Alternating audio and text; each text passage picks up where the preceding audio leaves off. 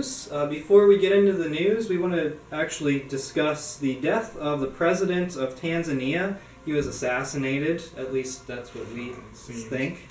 And he was an antivirus president. He, whenever the COVID thing first came out, he had the pawpaw fruit and a goat tested for COVID. And road tar. And road tar. And they all came back positive, and he said, all right, this thing's a hoax. We're done with it.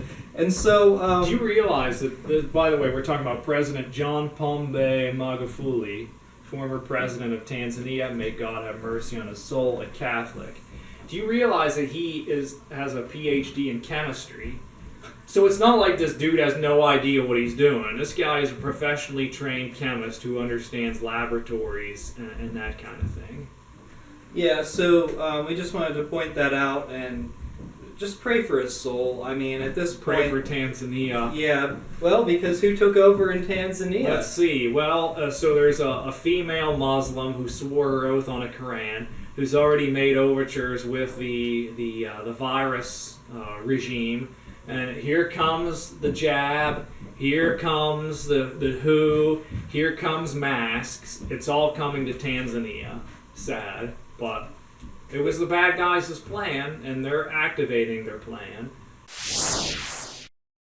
So John Vigano did another interview, and he discusses Pope Benedict.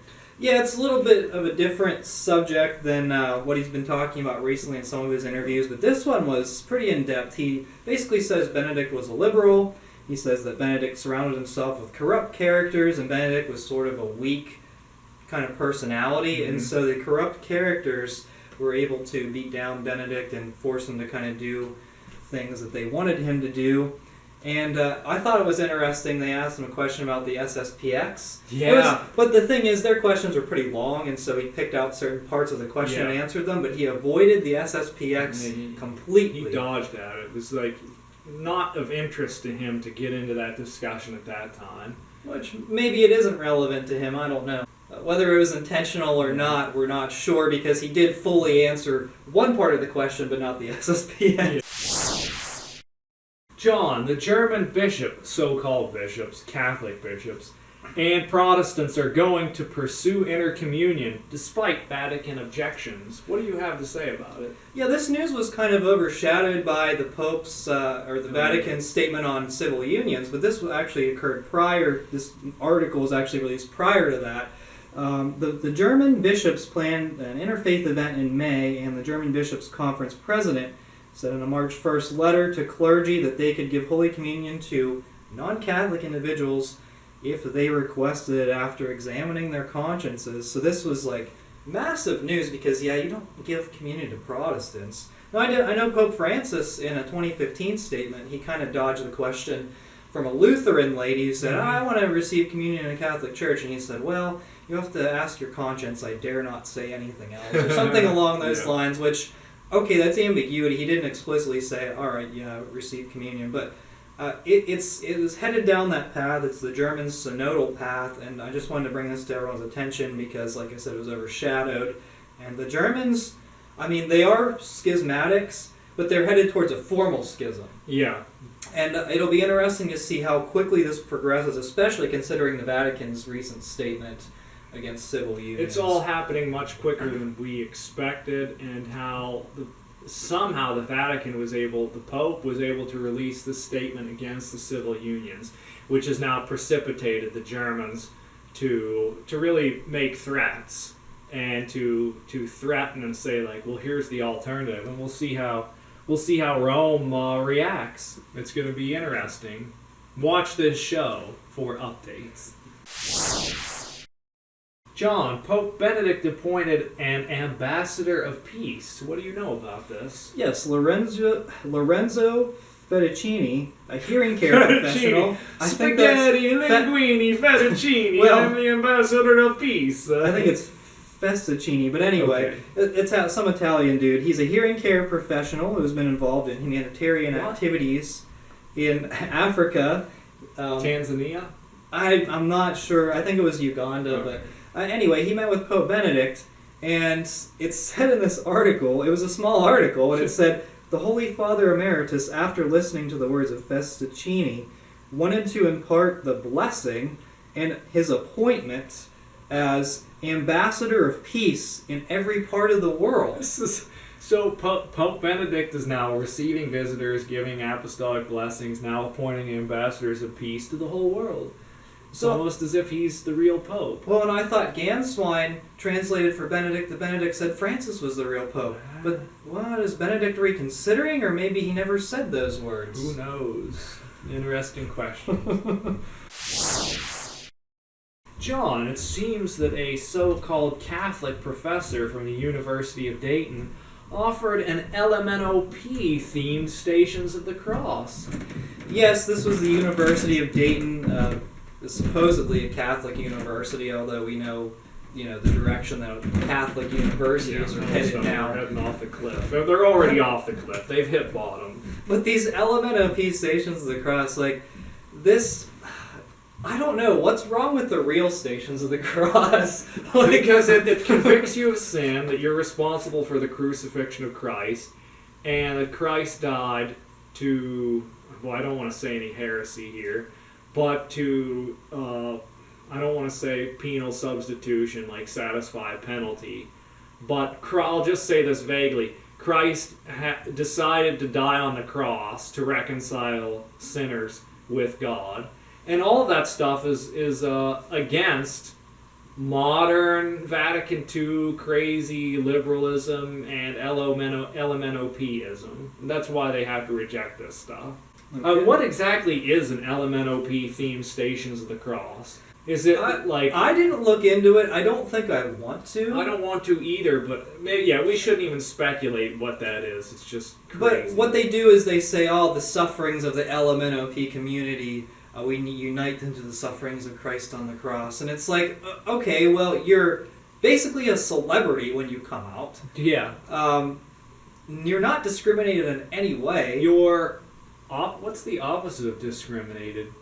Entitled? Entitled, criminated. There's discrimination and crimination. I don't know. But whatever the opposite of discrimination is, that's what you get when you become an LMNOP type, person, activist.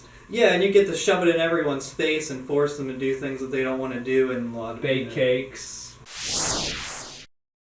So, John, it seems there's a petition calling for Archbishop Naumann's removal as USCCB pro-life chair. What can you tell us about this? Yeah, so if you're not familiar with Archbishop Naumann, you might say, yes, I support this petition. Mm-hmm. But Archbishop Naumann, he's actually pretty pro-life. He is the chair of the pro-life committee, and he supports... or he opposes abortion, which is what we are hoping for from a pro-life chair. Now, he did make some comments about a priest who said he would deny Biden communion, or a priest who actually did deny Biden communion. Mm-hmm. He made some comments saying, I support this priest. Archbishop Naumann himself did not even say that he would deny Joe Biden communion. Mm-hmm. When asked the question, he said, well, I don't think I'm ever going to have the opportunity for him to be at one of my masses. But Archbishop Naumann, he's been pretty conservative or so, and the National Catholic Distorter ran an article saying that there was a petition where more than 20,000 individuals signed to remove Archbishop Naumann from his petition, or from his post as the chairman of the USCCB Pro-Life Committee. And it said among its signers are 400 priests and men and women religious. So I don't know if that's 400 total priests, men and women religious, because you can get all the social justice nuns to sign it pretty easy. But if it's 400 priests, then we have a serious issue. 20,000 individuals, I'm not really that concerned about it, because probably mostly all atheists. pro-abortion activists. What do they care? Why does it matter to you? But I think I am a little concerned about this, though, just because of the significant number. Who's going to remove him?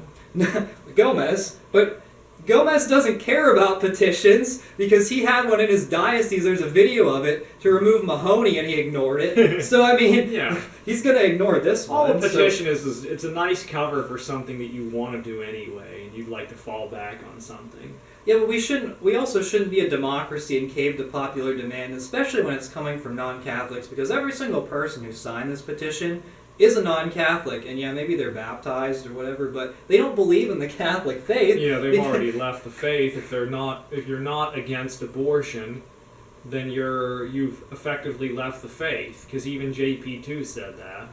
And again, Archbishop Naumann's not, he didn't come out and say, like, Biden's a heretic and all this stuff. He didn't make very many forceful statements. He's just kind of riding the Catholic line. And is this what he gets for promoting Catholicism? And then he's going to have the national distorter, pile on? I mean, this is what we're going to deal with. Yeah, here's another cancel mob. But they've encountered, maybe the cancel mob will finally encounter somebody who just, like, doesn't really care. Like, imagine if the cancellation mob came in here and created a stink and were like, we have this petition of 10 zillion people that say John the Son of Thunder should be canceled. And then maybe we would record another meme or another vignette or joke, spoof, where we would have you canceled from Twitter again or canceled from YouTube, and it would be fun, but we're not going to take that seriously. And it's the same thing that you should do in everyday life when people are unreasonable and silly and contradictory, is you just ignore them. Like, petitions don't matter unless this is politics or whatever, where it equals a referendum. There was no petition about, like, is Christ the Messiah or is he not the Messiah? I'm sure if you would have taken a petition on Palm Sunday, all those people in the crowd would have been like, yeah, he's a Messiah. And then when he was hanging on the cross dying, if you would have taken a petition, it would have said, yeah, he's a false Messiah, he should die. None of that matters, because the truth is he rose from the dead, and it doesn't matter what, this group or that group or whoever. It doesn't matter. It's the truth. He rose from the dead. And so the truth is that abortion is a crime. It's a mortal sin, and it should be banned. And all the petitions in the world for this guy and Joe Biden and whatever, and Joe Biden is in a canonical state where he's, like, excluded from Holy Communion because he persistently supports grave evil, which is abortion. He persistently supports mortal sin, and which is abortion. And he himself did a gay marriage, civil union or whatever. So he's out there. He's excluded himself from the church. Effectively, he's excommunicated. Well, quite honestly, I don't think Archbishop Naumann cares about this, because he's just going to be on the committee for maybe another year or two, and then he's close to retirement anyway. So it's like, some other guy. What does he have to care about this? He's just going to continue to do his thing, and we need to stand up and support him if we can. So Ryan, you have a hot take on daylight savings time. Yes, John, we should subtitle this segment Ryan's Hot Takes. And so last week, Sunday, fourth Sunday of Lent, Laetare Sunday, in America we had the daylight savings time, the so-called daylight savings time. And you know what, I looked at this and I'm like, you know what, I'm not changing any of these clocks in my room, because let's take a look. Why are we changing our clocks? The way time works, I looked into this. Maybe you already knew this and learned it in elementary school or whatever. But the way that clocks work is noon is when the sun is the highest point. It's in the middle of the daylight. And then conversely, midnight is actually in the middle of the night. And that's the way the clocks work. But at some point in time, Benjamin Franklin, a well-known Freemason who worshipped like devils and pagan idols and was a weirdo nudist, he came up with this idea, and he said, you know what would be a great idea? Is let's change the clock so that people have more daylight to do things. And it's like, well, wait a minute. You changed the clocks, but you didn't change the sun and the rotation of the sun and the length of the daylight and whatever. So you didn't do anything other than you just said people should wake up earlier and do stuff earlier. Well, they kind of were, anybody with a brain was already doing that already.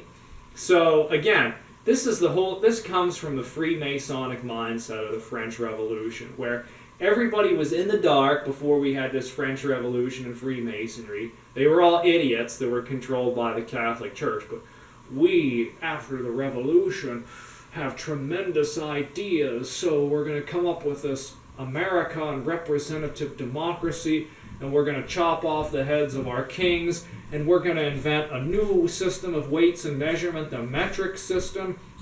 We'll change the day and the calendar and everything, and enough of this old stuff. And so part and parcel of that is you have this daylight savings, you have the metric system, you have the, I think there was like a 10 or 100-day month or something that was invented, or a 10-day week.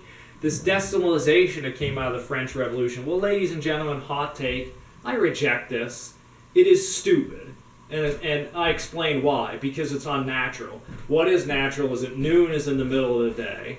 And we don't need to change our clocks. Christ said, rend your hearts, not your garments. And Ryan the retrograde says, change your behavior, not your clocks. You don't need to play with nature. It's just like playing with nature. Let's compare it to other things. It's like contraception, okay? The human body works a certain way. You don't need to change it with pills, okay? Just manage it. So, and LMNOP-ism, the LMNOP agenda is the same thing. It's contrary to nature. You don't need to make new arrangements. We know how man marries woman and whatnot, and how that happens in the context of a marriage. And daylight savings is an attempt to contravene nature, just like LMNOP-ism and contraception. And so, ladies and gentlemen, Ryan the retrograde rejects the so-called daylight savings time. And, you know, if somebody says, well, this thing happens at 3 o'clock on daylight savings time, and then I say, oh, so you mean it really actually happens at 2 o'clock? You know, don't give me any of that stuff. So my clocks are stuck on standard time, where they will remain. And noon, ladies and gentlemen, is when the sun is highest in the sky. Let's move on. And on that note, join us in rejecting stupidity, because we are the laity, and we will not be silent.